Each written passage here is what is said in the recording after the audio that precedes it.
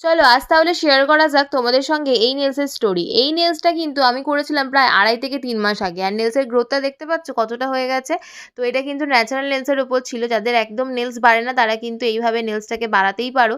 তো তারপরে ভালো করে এটাকে আমি জেলটাকে আমি ড্রিল দিয়ে তুলে নিচ্ছিলাম, কারণ আজকে এটাকে রিফিলিং ওয়ার্ক হচ্ছে।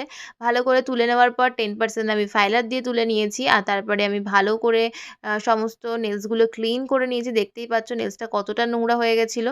আর তারপরে ভালো করে আমি কিউটিকল এরিয়া পুশ করে নিয়েছি। তারপরে সেটাকে কাট করে নিয়েছি। আর তারপরে আমি এখানে ইউজ করে নেব ডিহাইড্রেটার আর প্রাইমার। তার আগে আমি শেপটাও করে নিয়েছিলাম।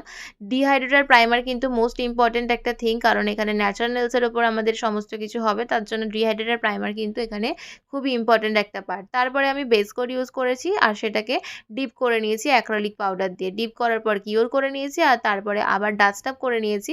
করার পর বেস কোট ইউজ করেছি আর তারপরে আমি এখানে ইউজ করেছি একটা cherry polish. Cherry polish use করার পর ভালো করে কিওর করে নিয়েছি। কিওর করার পর আমি ক্যাটস আই পলিশ এখানে ইউজ করব। ক্যাটস আই এফেক্ট দিয়ে নিয়েছি। দেওয়ার পর আমি এখানে টপ কোট ইউজ করব। টপ কোট ইউজ করে নিয়েছি আর টপ কোট ইউজ করার পর ফাইনাল রেজাল্ট হচ্ছে এটা। কেমন লাগছে নেলসগুলো অবশ্যই জানিও।